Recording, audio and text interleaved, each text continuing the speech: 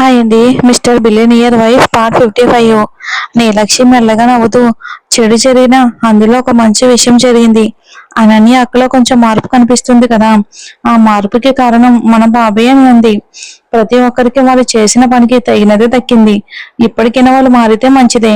కానీ నువ్వు మాత్రం చాలా జాగ్రత్తగా ఉండాలి నీలా. ఆ అరుణ ఎప్పుడు ఏం చేస్తుందో చెప్పలేం. ఆమె విషయంలో అప్రమత్తంగా ఉండు.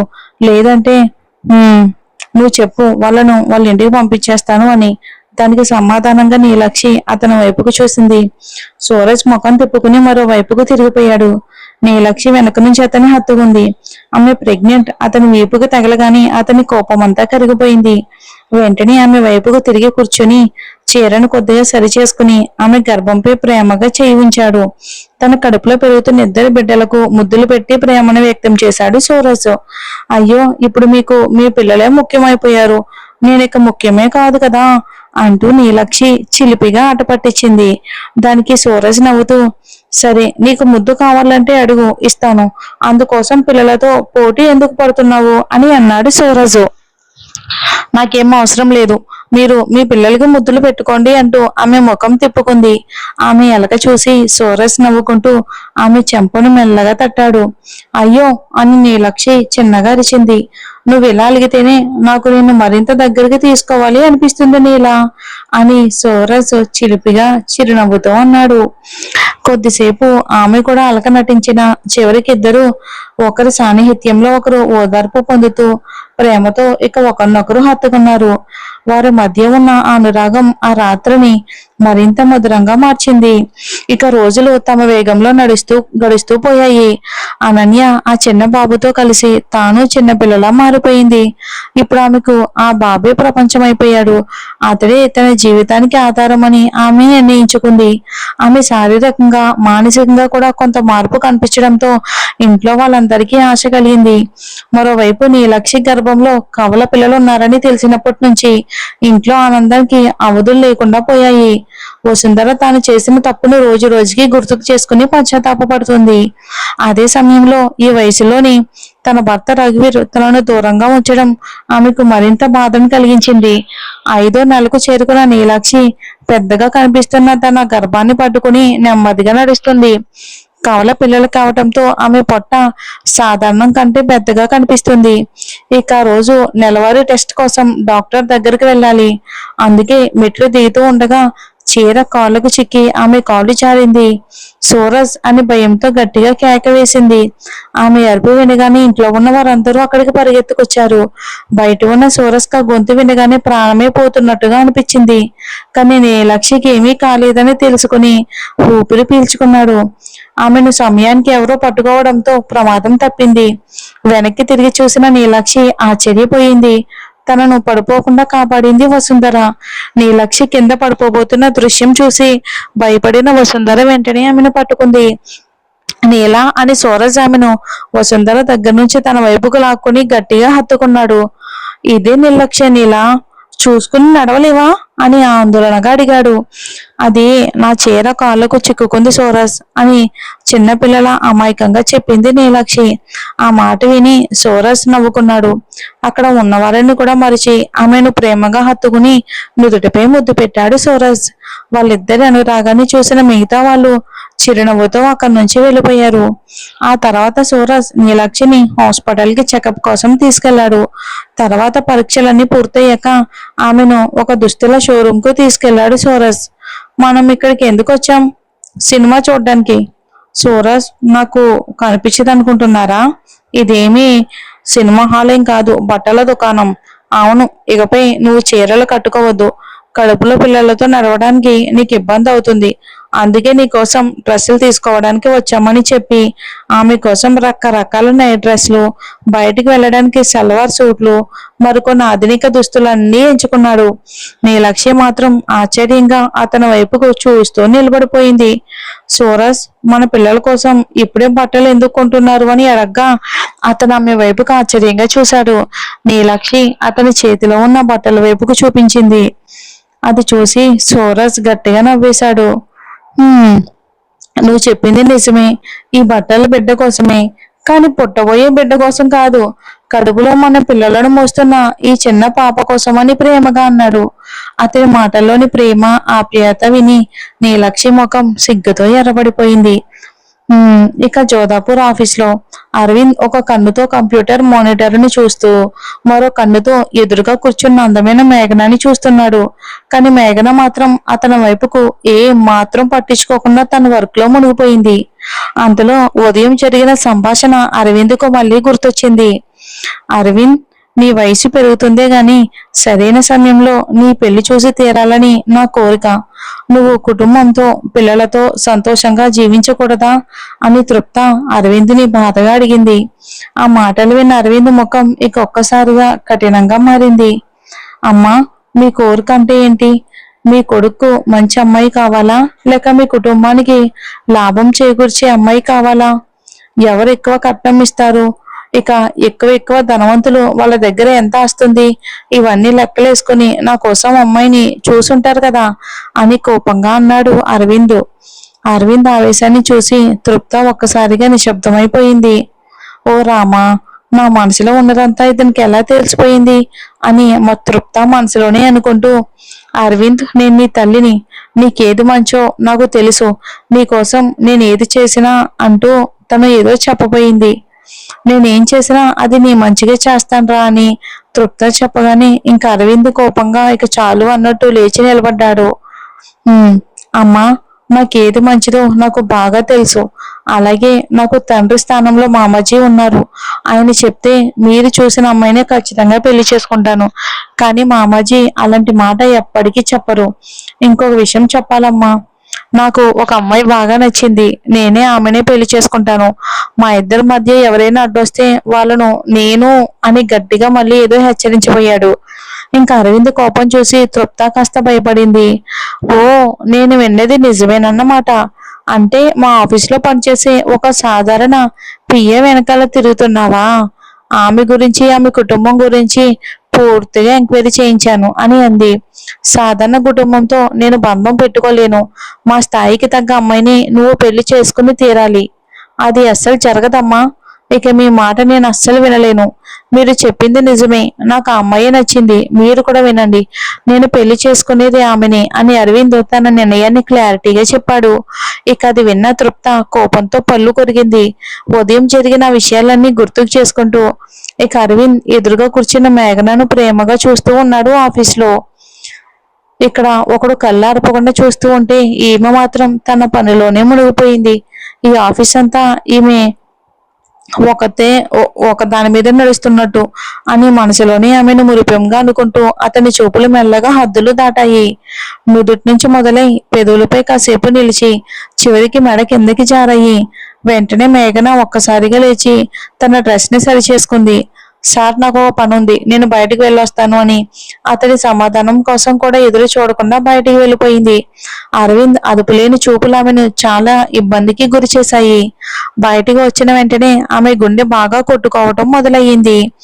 అప్పుడే ఎవరో తనని పిలుస్తున్నట్టుగా అనిపించింది.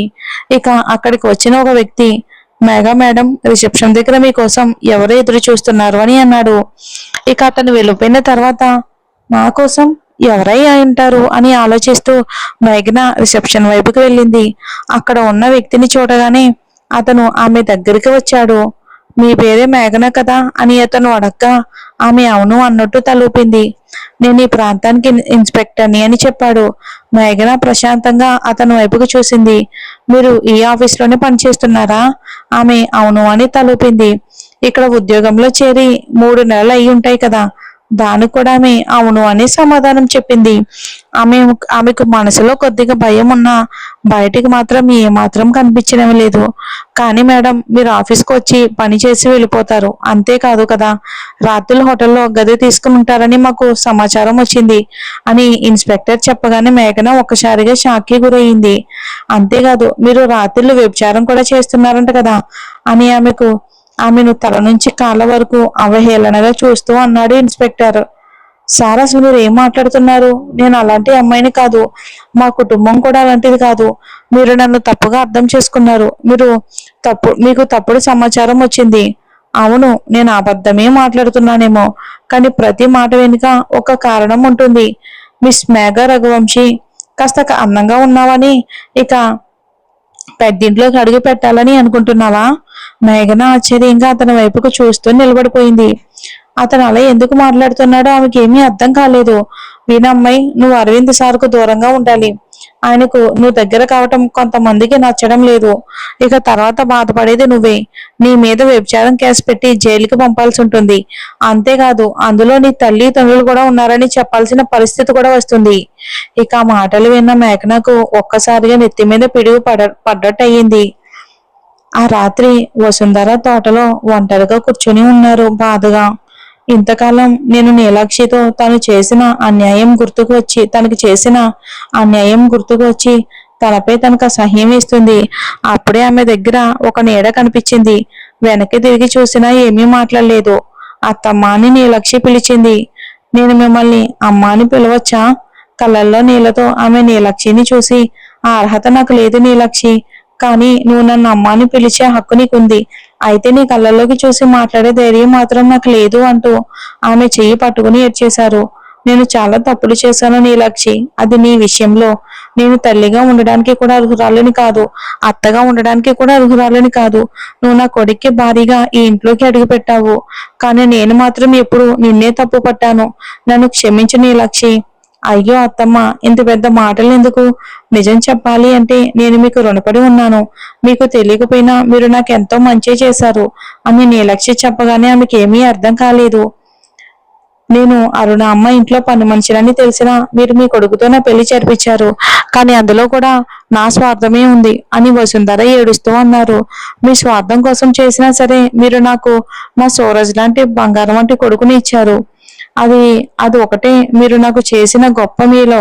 చిన్నప్పటి నుంచి ఈ ప్రపంచంలో నాకంటూ ఎవరూ లేరని అనుకునేదాన్ని. కొన్నిసార్లు చచ్చిపోవాలి అనిపించేది కూడా. నీలక్ష్య మాటలు విన్న వెంటనే వసుంధర భయంతో ఆమె నోరు మూసేశారు. దానికి నవ్వుతూ, నీలక్షి, ఇక అప్పుడే నా జీవితంలో సూరజ్ వచ్చారు. ఆయన దగ్గర ఎంత సంపద ఉన్నా ఆ గర్వం మాత్రం ఎప్పుడూ లేదు. మొదటిసారి నాతో మాట్లాడినప్పుడు నీలాంటి పని మనిషితో నేను జీవించలేను అని ఆయన చెప్పుంటే నేను ఈ ప్రపంచంలో ఎందుకు బ్రతుకుతున్నానా అని అనుకునేదాన్ని. కానీ ఆయన నాతో, నేను నీకు తగిన వాడిని కాదు, నా వల్ల నీ జీవితం నాశనం అవుతుంది, నువ్వు ఇంకా చిన్నపిల్లవి, నీ జీవితాన్ని నువ్వు హాయిగా జీవించాలి అని చెప్పారు. అప్పుడే ఆయన మనసు ఎంత మంచిదో నాకు అర్థమైంది అత్తమ్మ. వసుంధర ఆమె వైపుకి అలా చూస్తూ ఉండిపోయారు. నేను ఇప్పటికే జీవితంలో చాలా కష్టాలు చూశాను. ఇక ముందు ఏం జరిగినా మిగిలిన జీవితాన్ని నా సోరస్ కోసమే జీవించాలని నిర్ణయించుకున్నాను. ఎలాంటి సమస్య వచ్చినా ఆయన కోసం భరిస్తాను అనుకుని ఈ ఇంట్లోనే ఉన్నాను అని నీలక్షి తన మనసులోని మాట చెప్పింది. ఇక వసుంధర నీలక్షిని హత్తుకుంటూ, నీ మంచి మనసును అర్థం చేసుకోకుండా నేను చాలా పెద్ద తప్పు చేశాను. నీ కడుపులో పెరుగుతున్న బిడ్డను కూడా చంపేయాలని ప్రయత్నించాను. నువ్వు ఏ శిక్ష వేయాలి అనుకున్నా నేను భరిస్తాను నీలక్షి అంటూ ఆమె చేతిని పట్టుకుని తన చెంపపై కొట్టుకున్నారు. అది చూసి నీలక్షి భయంతో వెంటనే తన చేతిని వెనక్కి తీసుకుంది. నా ఇద్దరు పిల్లలు పుట్టిన తర్వాత వారిని మీ చేతుల్లోనే పెడతానత్తమ్మా. వాళ్ళను మీరే పెంచాలి. నా సూరజ్కి దక్కని తల్లి ప్రేమ ఆయన పిల్లలకు దక్కాలి. ఆమె మాటలు విని వసుంధర ఆనందంతో నవ్వుతూ తల ఊపారు. నాకు ఒక కూతురు లేకపోవడం చాలా రోజుల నుంచి బాధగా ఉండేది. అందుకే నాకు ఒక మనవరాళ్ళని కనేసి నా ఒడిలో పెట్టి తల్లి. ఇక మీ మామయ్య నేను కూడా ఆడపిల్లలంటే మాకు చాలా ఇష్టం. ఆయన నీ మీద చూపించే ప్రేమ చూస్తేనే నాకు అర్థమవుతుంది. ఇక నీలక్షి కూడా చిరునవ్వుతో ఇక అవునని తలూపింది. అత్తమ్మా, నాకు ఒక కోరిక ఉంది, చెప్పమ్మా. నేను ఒకసారి మీ ఒడిలో పడుకోవచ్చా? దానికి మీకు పూర్తి హక్కు ఉందిరా. రారా అంటూ వసుంధర తన ఒడిని చూపించారు. నీలక్షి కళ్ళలో నీళ్లు తిరిగాయి. ఆమె వసుంధర ఒడిలో తల పెట్టుకుని ఆకాశంలో చంద్రుణ్ణి చూస్తూ పడుకుంది. ఆ క్షణంలో తన తల్లి కూడా పైనుంచి నవ్వుతూ తనను ఆశీర్వదిస్తున్నట్లుగా ఆమెకు అనిపించింది. ఇదంతా దూరం నుంచి చూస్తున్న సూరజ్ ఇక ఆగలేక అక్కడికి వచ్చాడు. అతని గొంతు వినగానే ఇద్దరు ఉలిక్కిపడి వెనక్కి తిరిగారు. నీలా, బయట ఎంత మంచు పడుతుందో కనిపించడం లేదా? ఈ సమయంలో అయినా ఇక్కడ ఏం చేస్తున్నావు? లోపలికి రాని చెప్పి ఆమె సమాధానం కోసం కూడా ఎదురు చూడకుండా నీలక్షిని తన చేతుల్లోకి ఎత్తుకుని తన తల్లి వైపుకి కూడా చూడకుండా లోపలికి నడిచి వెళ్ళాడు. సూరజ్, నన్ను దించండి, అత్తమ్మ ఉన్నారు, నేను నడుచుకుంటూ వస్తాను అని తన అత్తగారిని సంకోచంగా చూస్తూ అతని చేతుల నుంచి దిగేందుకు ప్రయత్నించింది. కానీ సూరజ్ వద్దు అన్నట్టుగా తలూపి ఆమెను అలానే ఎత్తుకుని గదిలోకి తీసుకెళ్లాడు. గదిలోకి వచ్చాక నీలాక్షిని మెల్లగా కిందకి నిలబెట్టాడు. ఇక్కడ ఒకడు నువ్వు లేక నిద్ర పట్టక తల్లడిల్లిపోతుంటే నువ్వేమో అక్కడ అత్తగారితో ముచ్చట్లు పెడుతున్నావు. అసలు ఏమవుతుంది? సూరజ్, అత్తమ్మతో మాట్లాడుతున్నాను. ఆమె చాలా బాధలో ఉన్నారు. మామయ్య కూడా ఆమెతో మాట్లాడడం లేదు. మీరు కూడా మాట్లాడడం లేదు. పాపం ఆమె ఒంటరిగా అయిపోయారు. సూరజ్, మీరు ఒకసారి ఆమెతో మాట్లాడండి. ఆమె వైపు కాసేపు చూస్తూ ఏమీ మాట్లాడకుండా ఒక కవర్ని ఆమె చేతిలో పెట్టేశాడు సూరజ్. ఇది వేసుకుంటా అని చెప్పి మంచంపై వెళ్లి పడుకున్నాడు. చేతిలో ఉన్న కవర్ చూసి నీలాక్షి ఆశ్చర్యపోయింది. ఇది ఎలాంటి డ్రెస్? నేను దీన్ని ఎలా వేసుకుంటాను? నీలా, నీకు వేసుకోవటం రాకపోతే చెప్పు, నేనే వేస్తాను అని సరదాగా అన్నాడు. కానీ ముఖంలో మాత్రం ఎలాంటి భావం లేదు. కోపంగా అతని వైపుకి చూస్తూ, ఇది పిల్లలు పుట్టిన తర్వాత వేసుకోవాలి అని మీరే చెప్పారుగా, ఇప్పుడు నేను ఇవి ఎలా వేసుకుంటాను అని చెప్పి ఆ కవర్ను అతని వైపుకి విసిరేసి కోపంగా వెళ్లి సోఫాలో కూర్చుంది.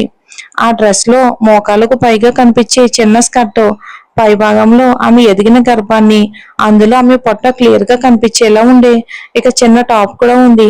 నీలాక్షి దాన్ని విసిరేయగాని సూరజ్ దాన్ని వెంటనే పట్టుకుని ఆమె వైపుకు కోపంగా చూస్తూ ఆమె దగ్గరకు నడిచి వచ్చాడు. మరి జోధాపూర్ లో ఏం జరుగుతుందో చూద్దాం. ఆ రోజు ఆ పోలీస్ అధికారి చెప్పిన మాటలు గుర్తొచ్చి మేఘన కళ్ళల్లో నీళ్లు తిరిగాయి. ఆమె తమ ఇంటికి ఒక్కగానొక కూతురు, ఎంతో గారాబంగా పెరిగింది.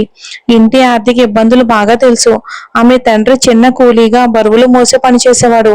ఆమె తల్లి చుట్టుపక్కల వారి బట్టలు కుట్టుతూ కుటుంబానికి చేతనైనంత సహాయం చేసే గృహిణి. పెళ్ళే 5 ఏళ్ల తర్వాత వారికి పుట్టిన ఏకైక సంతానం ఆనంది, ఆలియస్ మేఘన. తల్లిదండ్రుల కష్టాలు చూస్తూనే మేఘన పెరిగింది. కష్టాల మధ్య కూడా ఆమె అల్లరి, చలాగితనం అందరినీ తన వైపుకు ఆకర్షించేవి. చదువు పూర్తయ్యాక ఉద్యోగం కోసం ఎన్నో చోట్ల తిరిగింది. చివరికి రాజశేఖర్ కంపెనీలో ఇంటర్వ్యూలకు వెళ్ళగా ఆమె ప్రతిభను చూసి అరవింద్కు పిఏగా నియమించారు. ఇక మేఘన ముఖం వాడిపోయి ఉండడం గమనించిన ఆమె తల్లి దగ్గరకు వచ్చి, ఆఫీస్ లో ఏమైనా ప్రాబ్లం ఉందా మేఘన అని అడిగింది. జరిగిన విషయం అంతా చెప్తే ఉద్యోగానికి వెళ్ళొద్దని చెప్తారు మొన్న భయంతో మేఘన తల అడ్డంగా ఊపింది. నిన్నటి నుంచి నీ ముఖంలో కల లేదు. నువ్వు ఎప్పటిలాగే నవ్వుతూ ఉండాలి తల్లి. నీకు బాధ కలిగించే పని చేయాల్సిన అవసరం లేదు. నువ్వు మా కోనొక కూతురివి. నీ కోసం మేమున్నాం అని తల్లి అనగానే మేఘన ఆమెను హత్తుకుంది. ఆఫీసులో చిన్న ప్రాబ్లం మాత్రమే అమ్మా, అంతే. ఇక నేను వెళ్తాను, మీరు జాగ్రత్త అంటూ ఆమె తల్లి చెంపపై ముద్దు పెట్టి తన స్కూటీపై బయలుదేరింది. ఇక అరవింద్ మాత్రం ఈ రోజు మేఘనకు తన మనసులోని మాట చెప్పి ఆమెతో భవిష్యత్, పెళ్లి, పిల్లలు అంటూ ఎన్నో అందమైన కలలు కంటూ ఆమె రాక కోసం ఎదురు చూస్తున్నాడు. తాను కట్టుకున్న కలల సౌధం క్షణాల్లోనే గాజులా ముక్కలైపోతుందని మాత్రం అతనికి ఆ క్షణంలో తెలియదు. మరి చూద్దామండి ఏం జరుగుతుందో వచ్చే ఎపిసోడ్ లో. Thanks for watching. స్టోరీ అయిపోవచ్చిందండి ఇంకొక 5 days లో.